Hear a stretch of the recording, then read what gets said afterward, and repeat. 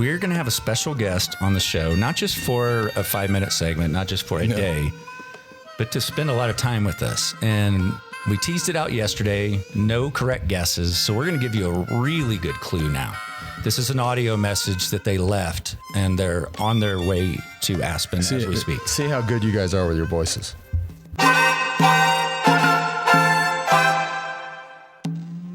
That's right, everybody. Welcome back to the Move podcast, brought to you each and every day this summer by Keto and IQ. We'll get into that a little bit later. Talking about Stage 8, another victory from Vinyan Garmai. Perfect. Absolutely perfect finish for him. Perfectly timed. Well-deserved. But before we talk about all the action, Alain, where did we start? Where did we finish? Stage 8, from Sémur-en-Auxois to Colombey-les-Deux-Églises. And you know from what? Sémur-en-Auxois to Colombey-les-Deux-Églises. I was going to cut him off and do it myself. That's exactly the way I would have said it. It's a tough one. Here, it's right there in front of you. Do it. Try it. Sémur-en-Auxois, Colombey-les-Deux-Églises. That's so bad. Before we get into all the action, and there was plenty. This was a lumpy day. It didn't disappoint. Everything we talked about yesterday, the undulating stage, the rain came. It's tough. It was one of those things, as they say in Flemish. It was a nambetanterik. Nambetanterik. Translation? Pain in the ass. Oh, like a person, like he's a nambetanterik. All you Belgians or whatever out there listening, you're like, wow, how do you know that word? Nambetanterik is just like a pain in the ass. Could be a person, could be a thing, could be a stage. You didn't know that. No, I didn't. Yeah, anyways. Today's show brought to you by Zwift. Zwift just redefined indoor cycling with their new Zwift Ride smart bike. We've got one right here, sitting right here, right off the studio. We got to show that thing off. That thing's I know. beautiful. It is sick. It is sick. It is the perfect shareable bike for your household, which I believe that means that, for all you couples out there, if one of y'all is 6'3" and the other one's, 5'8", you can share it because it is so adjustable. So you don't have to keep swapping out the bikes. As it says here, super easy to adjust, which I think is amazing. And it also just looks, this is a game changer. Can I tell you a cool feature it has? Absolutely. I was Roll, R-O-E-L. So I'm thinking I'm saying his name right. Roll came here and set it up. If you have a coaching program, the coach can give you an interval program and send it to you, load it in Zwift, and do the workout. How cool is that? And then the coach can probably track. They get all the data. Yeah, that's amazing. Very slick. Nice tidbit there, Roll. So we do have a couple here in the studio. We got one right here off the desk. We've got one upstairs in the gym. It's a complete game changer, and apparently JB's been doing some specific intervals. I saw Boltzka on there this morning as well, working it out. Wow. Yeah. Wow. We're all sneaking up. Hey, don't miss out on this. Get yourself over to Zwift.com to see more. Pick up your Zwift Ride for only $12.99.99. Zwift.com. Also today brought to you by Element. We talk about it all the time. George and I are going to go ride after this. He will not sweat an ounce. I will be sweating profusely. As I say, projectile sweating. Borderline embarrassing. It kind of reminds me, and I like that we ride side by side, because one of the most annoying things for me is when you're sitting behind somebody's wheel and the sweat is just right. And their sweat is I agree with that. in your That's like, disgusting. face. It's disgusting. So I like to ride next to you these days, or most days for that matter, because of that reason. Perfect. 1,000 milligrams of sodium, 200 milligrams of potassium, 60 milligrams of magnesium. No sugar, no gluten, no artificial ingredients, no BS. It is the real deal. And best of all, if you don't like it, give it to a friend, and Element will refund you. The Element sample pack includes 1 pack of every flavor, including citrus, raspberry, orange, unflavored, watermelon, grapefruit, mango, chili. Go Colombia. No. We'll get to that later. No, stop. And hold on, stop. No, we're in the middle of a read. And chocolate, all right. This is perfect for anyone who is interested to try all the flavors. You dial it in. If you don't like it, give it to a friend. You get your free 8-count sample pack with any Element purchase at drinklmnt.com/TheMove. And be sure to try the new Element Sparkling. As the can says, what does it say? Bib. Join the salty revolution. Whoever wrote that, I don't know who wrote that. Very catchy. Very catchy. I love that. Yep. Also today brought to you by OneSkin. I don't know about you, but I'm totally ready for summer. Here we are, approaching halfway. But I want it to continue. The only problem is your skin gets nuked. Obviously, more sun out there. We are at 8,000 feet, right? We're out there every day, whether we're on the bikes, hanging out in town, on the golf course at 8,000 feet. And it's also very dry here. Our skin takes a beating, but we have a solution, and that is OneSkin. Their OS01 peptide shows you that I'm not a scientist, but the OS01 peptide. Now, this is the one that targets the zombie cells that causes lines, wrinkles, and sagging skin. It's scientifically proven to reverse skin's biological age at the cellular level. I'm in, right? I'm in. Game changer. I'm in, and I don't leave home without the sunscreen, Clearly. the face sunscreen, and I have it on my counter for nighttime and in the morning as well, the regular face cream. You have no sagging skin. OneSkin is more than skin care. It's about skin longevity, targeting the root causes of aging to help you look and feel your best at every age. Get started today with 15% off using the code THEMOVE at oneskin.co. That's oneskin.co, not .com, .co, and the code is THEMOVE. No more saggy skin. Nobody wants saggy skin.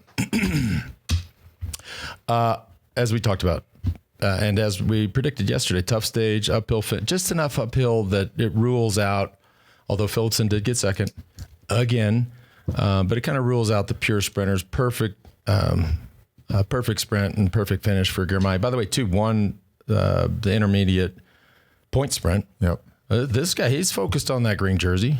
Not only that, he's solidified his spot as one of the best sprinters in the peloton. Yes, he won that stage. Arguably, some of the best guys got taken out by a crash, gapped out. They weren't there for the finish sprint today. They were all there today. Of course, it was a bit harder stage, but he handedly beat Phillipson. Yeah, I don't know if you guys remember, but yesterday when we were looking at the profile, George sort of muttered, Girmay. You just said it, and I don't think you remembered it.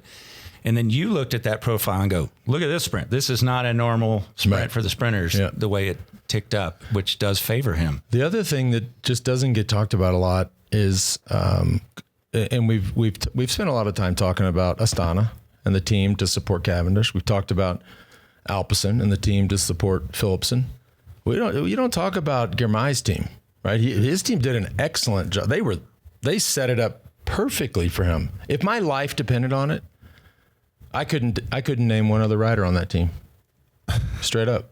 But they're doing a hell of a job. You're Small right. team. They got the confidence. Yeah, they're rolling. They got the great lead out train going.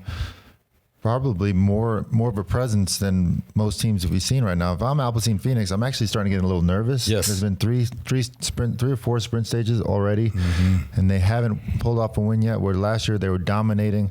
They're getting a little bit nervous. Our good friend Chad Mountain, Lord Chad Mountain, sent us an interesting article here. It's a couple years old, but it's from the Globe and Mail. I don't know. I think that's in Canada, but it's a whole article about Eritrean cycling and really the heritage there, the history of it. I didn't know any of this stuff, but it's fascinating. And we did touch on it the other day that it was a former Italian colony. I didn't know that the capital city is 8,000 feet, so high elevation. Apparently the roads are good. I'm reading this article going, sounds like we need to go to Eritrea.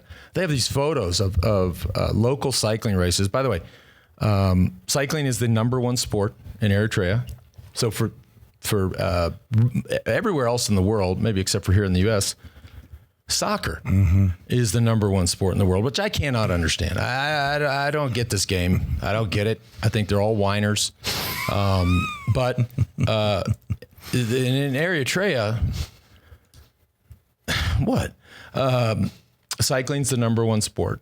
Now, soccer was close, and I read this. It's in this article. It said that several years back on a international trip, the entire national team defected. So soccer is no longer that popular in Eritrea. They just we don't like it. But it has this rich. I mean, when I first started tracking Girmay, I was like, how the hell did he find his way to the European Pro Peloton? Well, because he grew up there. And they have this, I mean, it goes back to the 30s when the Italians were there, and cycling obviously has been a part of their heritage forever. But they have these huge races. And again, these they shut down the streets, have local races, and there's thousands of spectators. So there it is. I think it's amazing. Yeah, he's going to inspire a whole country. You imagine those people, they're going nuts. They're sitting in front. Like, imagine, right, today's stage is streaming or being televised on every bar TV in the entire country. Imagine that'd be so dope, sitting in one of those bars and watching they were freaking out.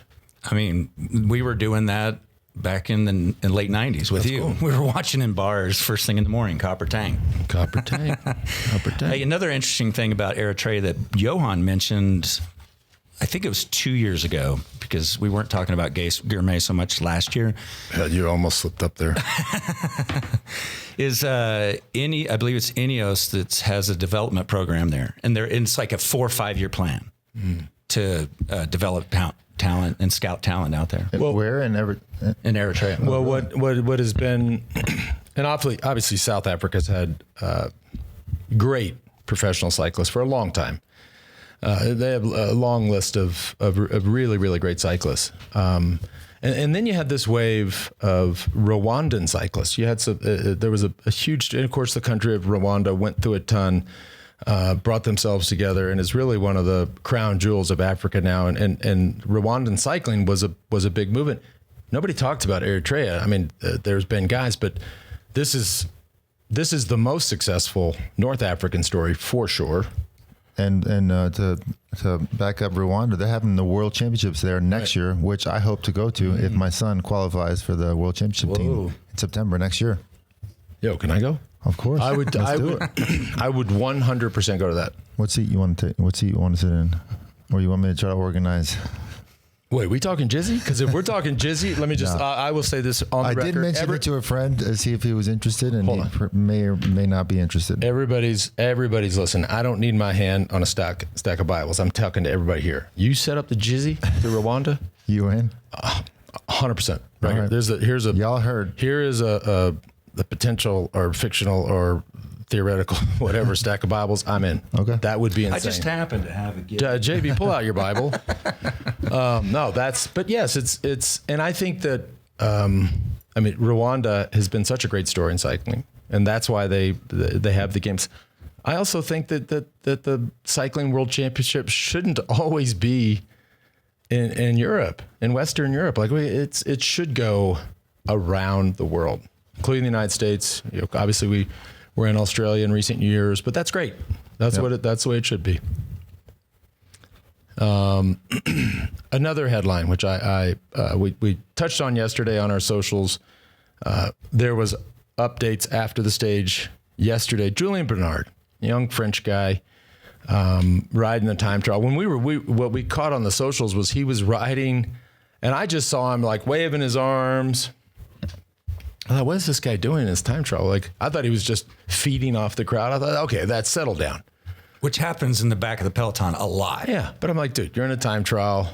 Then it hit me. I was like, oh no, I think this is his hometown. Then he stops. I'm like, okay, well, no, that's enough. But then I was like, wait, that's his fan club from his hometown. I get it. Cool. His wife and child, I believe, as well. Yeah, I love that. I've made a mistake in saying anything. Now, as I do every morning, I get up, brew the coffee. I brewed the coffee first this morning because I was up before George. First morning, you were up before me. I go through all my websites and read my news, right? I hit ESPN, Daily Beast, CNN, check some cycling stuff, a cruise around, New York Times. But I go to ESPN first, right? This is probably the biggest sports outlet for news in the world. And cycling was on the front page of ESPN.com, right? Which is great. Unfortunately, and let me just read you this headline. This just chapped my hide. We had Remco Evenepoel dominated the time trial. Has now won a stage in all 3 Grand Tours, moved up to second. Here's the headline on ESPN. That's not there anymore. Anyways, it was Tour de France rider penalized for smooching his wife or something. I mean, this was the big story. That was so. Congratulations, cycling! You're on the cover of ESPN. Unfortunately, it's for a silly fine, for a silly infraction. My point and my moral of this story is the UCI. What are you doing? Can you not get out of your own way? Like that was a cool moment. Worse. They actually said it damaged the look and reputation of the Tour de France. I mean, really? And I think it's the opposite. It shows the beauty of the sport, the 100%. Nature of the sport, the passion for it. Yeah. David Leparchian and all his little cronies, they're fucking tone deaf. All right, that's just tone deaf. Stop. Yeah. Like let's think about other things. Let's think about real issues. Let's think about growing the sport. And to issue a release that says, to your point, of this was damaging the image of cycling, and now it's on the front page of the biggest sports outlet in the world. Well, you got better stuff to do, my friends. Agreed. Okay. Today's show also brought to you by Ketone IQ. We often hear that fasting and exercise are good for the brain. HVMN launched the world's first drinkable ketone in 2017. Ketone IQ is their latest innovation on ketones with better taste, cost, and effectiveness. Ketone IQ delivers clean fuel that can cross the blood-brain barrier, supplying your brain and body sustained energy, focus, and sharpness. Also, they have a great partnership with Visma Lease Bike, and 9 out of 10 teams in this Tour de France are using Ketone IQ. 30% off your first subscription order plus a free six-pack when you use the link ketone.com/themove. That's ketone.com/themove. Also today brought to you by 8 Sleep. I got home yesterday. I went and played a little golf yesterday. There are days you see packages on the front doorstep and you're like, I got a package. Well, I pulled up from the golf course and you cannot miss an 8 Sleep package. This thing is huge and it was sitting on my front. I was so happy. I got my 8 Sleep here in Aspen. I mean, boom, right on the front doorstep, big box, big number 8 on it. I was like, yes, this thing's a game changer. You can cool it, you can heat it, and now you can elevate it. And for all you wives and women out there, because let's be honest, it's mostly guys that snore. Isn't that right? I mean, I don't know any women that's, well, that sounded bad. Hang on a second. But it's mostly dudes snoring, but it elevates. Like you start snoring, and your missus or the thing knows that it elevates your head. My wife's gonna love this. I tell you when I get home with it. I tell you what, that's new, right? That's part of the Pod 4 Ultra, and that is what landed on my front doorstep yesterday. Unbelievable. Adds up to 1 hour of quality sleep to your night's rest. Think about that. If you slept for 7 hours, you'd do anything to make one of those hours a high quality hour. That's a game changer. Head on over to 8sleep.com/themove. Use the code THEMOVE. That gets you $350 off the Pod 4 Ultra. And they currently ship to US, Canada, United Kingdom, Europe, Australia, and soon Eritrea. That'd be something. Guess who's back, George? Who? Our friends at the Feed are back to keep us hydrated and fueled throughout the Tour de France. Mosca. Now, here's the thing about the Feed, and I say this every year. The Feed has been with us for a long time. Yes, they have. I literally kick myself that I didn't think of the idea, nor did I invest in the idea. It's an amazing idea, plain and simple. Agreed. I mean, how much did you love eating the same old stuff day after day, stage after stage back in the day, G? Yeah, especially this point in Tour de France, guys were getting sick of their musette bags, the same old thing every day. So diversity is key when it comes to that. Well, the Feed is back. For those who don't know, it's the largest online marketplace for sports nutrition. You can pretty much buy whatever you want. Yeah, I love getting single serves of everything. When I get my feed box, I usually get at least 5 different gels, a couple different hydration packs. Just keeping it clean and fresh as always. So the Feed will have some pretty great deals for all 21 stages of the tour, starting with their Tour de France pack. Yep, I just got mine. It's got 10 to 11 products. Some of my favorites like Pillar Magnesium for sleep, Scratch Chews, all kinds of stuff. Now, and George isn't, here's the thing. George is not great with math, but instead of working out in the gym today, as I was, he took a nap on the mat and used the foam roller for a pillow. This is true. I did work out 3 times yesterday. And so his math is getting better, but let me help you with it. That's 11 products for $21. It's about 50% off. And you get the Feed Musette bag and a limited edition tour bottle. Go to thefeed.com, get you a nice feed bag. Look at this Musette bag. And I got a bunch of new products in there as well. You want to see what I got in there? because they just sent me a new bag. Okay. They got me a nice bottle. Like, ooh, something's in there too. What do we got in here? Nope, nothing's in there. Honey stinger chews. Yeah. We got all kinds of stuff. We got Martin powder for the bottles. I mean, endless. And everything's different in there, so it's super cool. Yeah, just like the tour. All right. One other thing that we have not talked about, Mads Peterson had to abandon. Yeah. We were shocked that he even continued yesterday, but it's that next day when the injuries really kick in. So. Yeah, I mean, it sucks for him because today was perfect for him. Yeah. And they actually interviewed Wout van Aert before the stage, right when they got the news he wasn't going to start. I mean, just that's like textbook Mads Peterson finish. So that, yeah, sucks. Let's not forget. He went down hard. He went down hard, and not only is he suffering from that crash, but a lot of these guys have the Olympics in the back of their mind. And That's a great even point. though they wanted to have successes in the Tour de France, the Olympics is a huge deal for pretty much everybody except for Lance. So he's clearly wants to step back, recover, and get ready for the Olympics. So you got to give him some credit and hope for recovery. That is an excellent point. We also got to shout out Abrahamsen. I mean, I know you don't like the polka dot jersey. No. But the dude went solo for like almost 100 miles. Not only to go solo, he got 6 minutes on the peloton. So what happened? It actually ended up being a really tough day. There was at one point 5 different teams chasing this one guy down. Yep.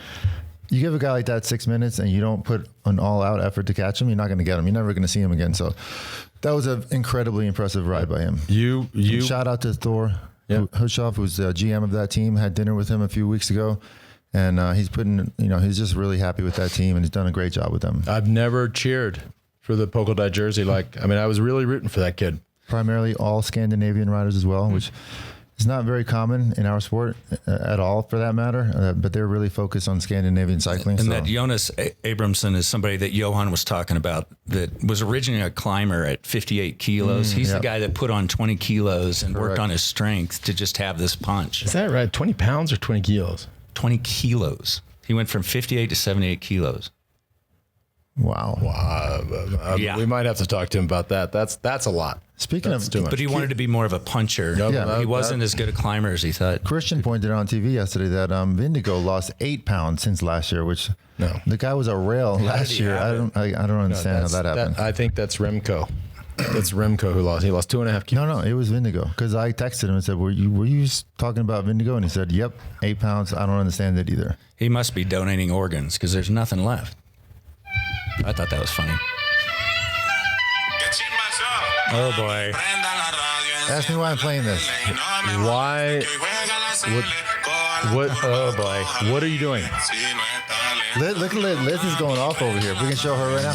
Well, I got to give a shout out to Colombian national team. They're playing today against Panama, 4 p.m. I will be on your couch watching that, and I hope all you soccer fans will be as well. Colombia's president will be there as well. He's been down in Panama recently.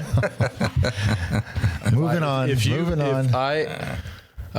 I read a lot of news, and I've caught the news that the president maybe he was down there in advance of the game. I think probably that was it. The reason he was in Panama. Moving right along, George does not want you to look this story up, but he will. Yeah. Good for him. Before we talk about tomorrow, which is the gnarly gravel stage, which I think you have a lot of opinions on. I do. We have a little bit of a teaser. We're going to have a special guest on the show, not just for a 5-minute segment, not just for a day, but to spend a lot of time with us. And we teased it out yesterday. No correct guesses. So we're going to give you a really good clue now. This is an audio message that they left, and they're on their way to Aspen as we speak. See how good you guys are with your voices. Johan, just a little update. I now land at 8:20 in Aspen. My visa hadn't come through, my application, so but they put me on the next flight, which is 3 hours later. But I've got the visa through now, I've checked in, so I'm all on that flight now. It lands at 8:20 in Boulder, Aspen, rather than 5:30. Hopefully not Boulder. We got a long ride to the airport tonight. Listen, we have been. I touched on it in my social post right before the tour started. I'm excited about this, but I will believe it when I see it. And is this not just a perfect evidence of? I mean, you're clearly coming from somewhere let's just say England, right? Sound like an English person. Which part of you doesn't get the visa dialed? Like he rolls up. It's like, Yeah, actually, I mean, that do you just, even need a that's visa why to come from England to the United I don't States? know. I mean, maybe there's, who knows with this one? I mean, there could be. Sounds like he might have overslept and missed his first flight. I mean, that's why we couldn't say anything. We'll Listen, have to ask him the when he only gets reason here. we're talking about it right now is we're like 99% sure that he's over water. So if that airplane lands on this side of the water, he gonna make it. All right, He'll make it. Watch out for our socials because apparently Lance and I are going to go pick him up tonight. So we'll be posting that out. Yeah, I got a massage, so let's not. Hopefully, it doesn't come in during that time. Oh, I appreciate you getting me one as well. I knew that was coming. I knew that was. When I actually asked you, I said, "You got a good masseuse here?" And yeah. Gets his own massage. Thanks, man. I appreciate it. Yeah. Ventum Trivia. We're going to give away a brand new NS1 at the end of the tour. What about the gravel piece? We're gonna talk about that. Oh, Yeah, we got to talk jumped gravel. ahead. We gotta talk about- I jumped ahead. Sorry. We also got to shout out this Arnaud Delis guy. He's been top 3, top 5 every Love this day. guy. Today he got kind of squeezed in. He was coming quick. The team has got full confidence in him. It is pretty. Sorry, my son's FaceTiming me right now. It's just exciting to watch such a young guy. And also Bingham Gourmet is only 24 years old, as you pointed out, JB. I mean, these young guys are winning everything these days. Yep. So tomorrow we will do the trivia, but tomorrow's it's a unique day. First of all, it starts and finishes in the same place, so Alain will have a very easy job tomorrow. 200 kilometers, not flat, lumpy. But if you're watching the show, or if you can find this online, to me they almost have this laid out like Paris-Roubaix. So you obviously have the climbs categorized, you have the sprint bonuses designated. But then you see the brown icons, right? So this is a gravel stage. So this is laid out like, it looks to me like ASO or the Tour is calling these sectors, right? So you got 14, 13. So there's 14 sectors or sections of gravel, right? And the last of which is really not far from the finish. I mean, you have 4 of these sections. There's a lot of gravel. Now, I don't know how I feel about this. I get it. I get that gravel is the pretty girl at the prom, is the bright shiny object. It's what everybody in the industry is raging about. I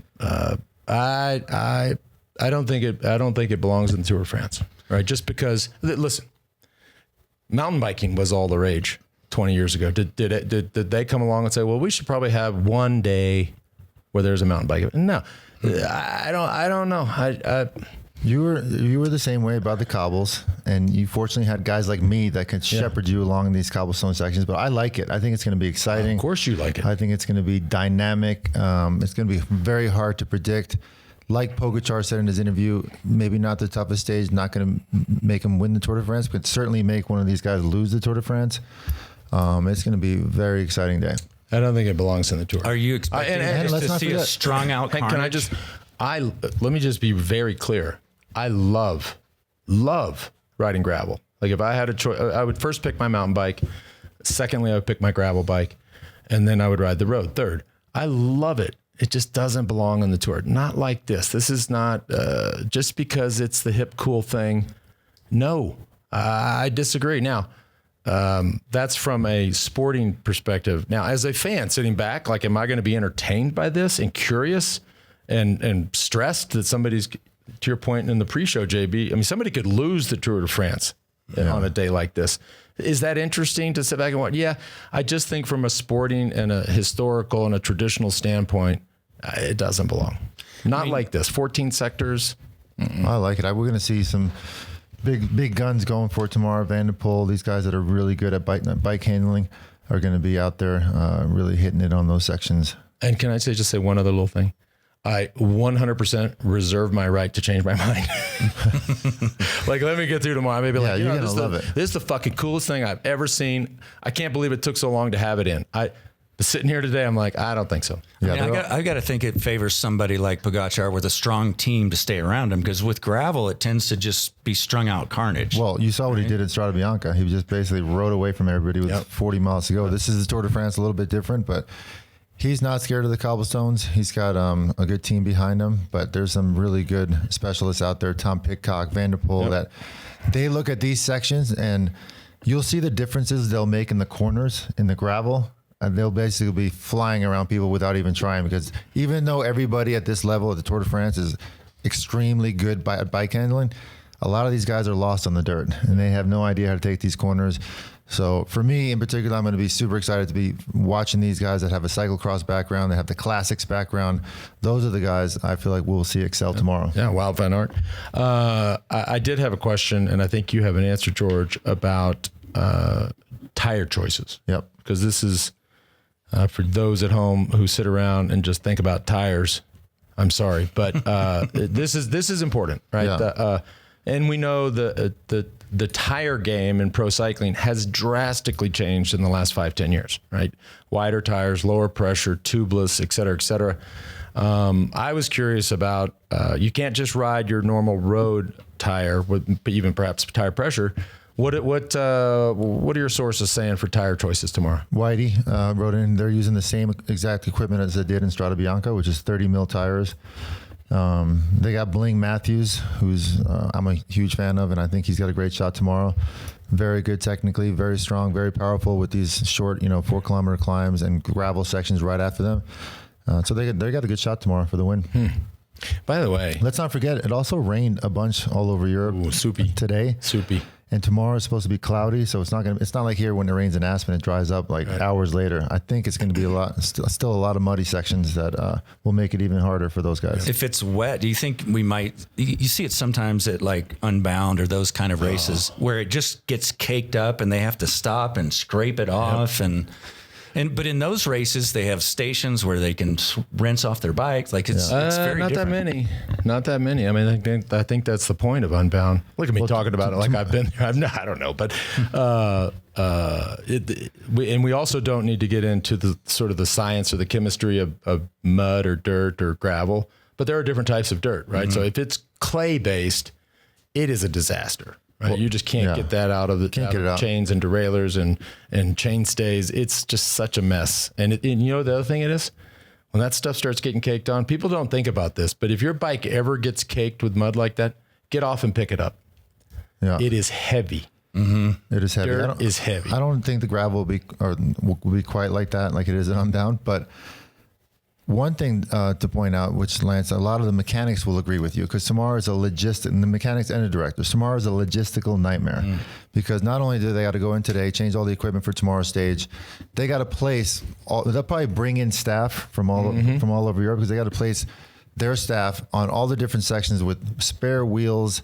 They got to plan out their feed zones. A lot of just like they do in Roubaix. Yeah, most of these teams now, they don't even have feed zones anymore. I don't know if you know that. They have planned feed stops where they send their staff and they tell the riders they're going to be there at kilometer 80, they're going to be there at kilometer 120. They don't even have feed zones anymore. And if one of these riders misses their feedback, their nutrition is so precise that their day is potentially screwed, because they're like, shit, I just missed my 400 calorie bottle and I needed that and I was planning on having that for the next 50 kilometers. I missed it. I'm screwed. So the feed zones nowadays are just pretty much as important as anything else. And they're sitting down right now. They probably planned it a while ago, but everything is completely planned out to the T in terms of feed zones and spare equipment for these riders tomorrow. Well, two things. One, I did not know that. Yeah. I just assumed there were feed zones. I guess if you watch the race, you don't see it much anymore. So I didn't know that. Number two, I just want to go back to Michael Matthews. I do think he's a good, one of the good picks for the stage. And he watches our show. And even he watches better. the show. And if he's watching or listening right now, let me just tell you something. All right. And this is a message to all you kids out there. When you're out with your buddies and you're figuring out what your nickname is, all right, boy, you be dropping to your knees and praying that your friends give you the nickname Bling. Yeah. Because that's a dope nickname. That is the dopest nickname. You want to be seen as cool. And your friends, if one of them even mentions, I'm going to call you Bling. So yeah, that'll I'm okay with that. Yeah, you don't even have to win when you have a name like that. You roll up. You just roll up. What's like, up? yo, My name's Bling. How that's you it. doing? It's over. It's over. Seeing the douches with a name like that. Yeah. For real. It could be so much worse. I don't know. Shit. We're pulling for Bling tomorrow. Let's go. And probably a good day to listen to Outcomes and get Johan and Spencer's take on. Yeah, I'm gonna listen to that too, because tomorrow is a very tough stage to predict. Well, Van Aert, Vanderpool. Actually, Vanderpool's dad was on the show, or not on our show, on Peacock today, talking about how he kind of had a slow start, and he feels like he's getting better every day. And tomorrow is just his favorite type of terrain, I would guess. Well, here's the thing, right? So you look at, if in so many, we have done this so many times, is compared this rivalry between Van Aert and Vanderpool, right? We've been talking about this for years. It is a true rivalry, right? On one hand, you got Van Aert. He's still thinking he's got a GC racehorse in Vingegaard, right? So, but if you go across the aisle and you look at Vanderpool, this is a team that is really disciplined. Alpecin, De Koenig, right? This is a team that's just been disappointment after disappointment in terms of stages. And you've seen it. We've seen the clips of Philipsen at the finish. So might they say, okay, the sprint game hasn't worked for us. MVP, why don't you go for it? Today's a perfect day for him. If he is getting better riding in the Tour, I mean, that takes a lot of pressure off that team. Go get a stage win with the best classics rider in the world, and then we'll figure out the sprints. Let's not forget, Philipsen is no panic cooking when it comes to the classic type races as well. He's gotten second place at Roubaix. I mean, the guy's a beast in this type of terrain as well. So if he gets there, this could be his first stage win as well. And by the way, Binion Garmet is no panic cooking either. Correct. Guy won't get well. The guy can ride the cobbles. Guy can get in, find position, be in the right position at the right time. Don't forget about him. Yep. Love this. You know what? Now I'm kind of talking myself into the gravel thing. I'm like, is that fucked up or what? All right, I just told everybody this is the dumbest idea ever, in which this does not belong. And if I'm being honest, like, we're in therapy here. I don't know. I'm kind of excited. You're excited, and typically that sort of profile, I don't know if we're going to pull it up, would be indicate a breakaway, super lumpy, hard. After a hard weeks of racing. But what's going to happen, even if there is a breakaway in this first 25 kilometers, all the teams behind are going to be fighting for position so fast that they're going to be going 30, 40 miles an hour before these sections. That's going to really limit the time a breakaway can get before those sections. But on the flip side of that, very difficult to organize, right? Look at all the sections and the little punchy hills in there. Tough to get a team together and get organized and chase over these. Wait, excuse me? Why are you saying that? You had the best team in the world to get organized. We would stay organized. We'd stay at the front. The good teams would be able to get organized. There was only one blue train, right? And I'm not the only one who thinks that. There's a lot of, I might risk getting a fine from the UCI, 100 Swiss francs. Who gives a fuck? Be on the cover of ESPN. Let's do it. All right. Now, we're not on Peacock today. I've said a lot of F words today. Yeah. Okay. When are we back tomorrow on Peacock, I think? I don't know. Bolchka or Gabriel? When are we back? Go on. I don't know. Somebody knows. Gabriel knows. He always shouts it out. What stage number? I don't think it's 9. Stage 11. Oh, stage 11. Okay. Gotcha. All right. So you got 3 more days of bad He's still mad that Colombia beat Costa Rica, so he's kind of laying low back there. Trivia. Yes. Yesterday's question was a tricky one. What was the bike brand and model that Lance rode during his 2 time trial wins in the 1999 Tour? That was the Lightspeed Blade. It was the Blade. I knew it was the Blade. I could add to that story as well. Yeah, please do. One, I went and visited the factory in Chattanooga, Tennessee, because we have one of our Grand Fondos there. And they showed us the design when they were designing that bike for Bobby Julich. And then they realized apparently somebody from Lance's team wrote in that we want to try this bike, blah, blah, blah. And Bobby got put on standby, and the bike went to Lance. So Bobby's still a little bit upset about that. And Bobby went with me to the factory and told me that story, which I didn't know. I thought it was kind of funny. Bobby's got a long list with me. I mean, that might be number 11. I hate Lance lists like that. Put it on the list. Fuck it. He doesn't hate you. I know he doesn't. I love him. Yeah. He's such a nerd, though. I love that, though. He's so nerdy. He's coming to Aspen soon. You told me. We're all in the tree. We're in the therapy tree. Yep. I'm excited to see him. Yep. The therapy tree. I got the clean. Hang on. Anybody wants to start getting real emotional here? I got a box of Kleenexes for you. Bobby's coaching my son, by the way. Yeah, well, you know what? Tell him to keep doing it because it's working. Yep. We're all going to Rwanda. Asterisk. assuming there's a jizzy involved, I will be going to Rwanda.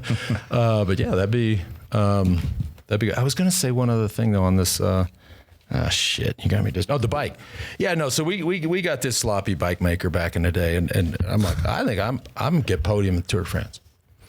And they roll up with the bike, their time trial bike that they expected us to ride. I said, absolutely not.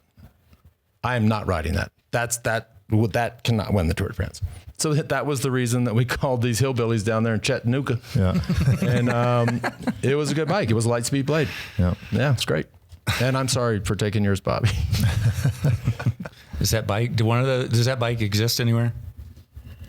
Great question. That is Probably. a great question. Because of collectors, that's a good one. There were two.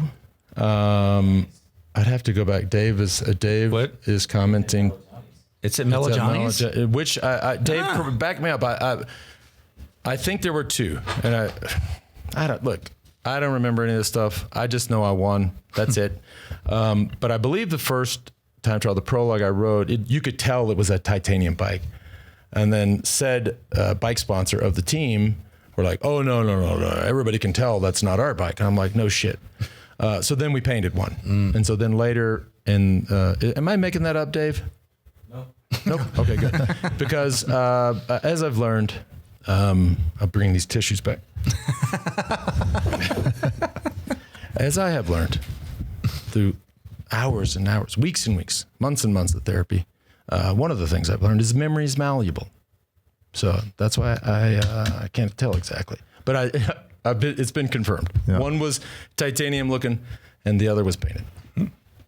All right, that was a long answer to get to today's trivia. Yeah. No, today's question, and you'll have to do some research on this one. Probably in this room, you're probably the only one that knows, Lance. What was Lance's fastest marathon time? And bonus for race name and year. All right. Go to Vinton Racing. I don't even know that. Yeah, there are two that were close. How do you not know your fastest marathon time?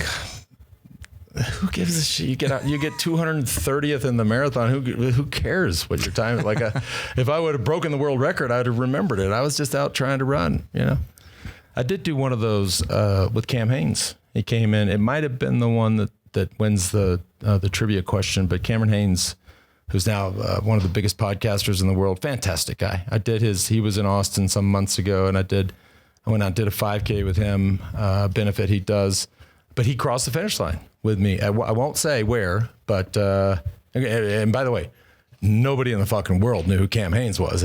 I'm just saying he crossed the finish line with me. And now he's up there with Rogan. The dude's huge. So that might be the one. VintumRacing.com/TheMove to send in your answer for the trivia question. Okay.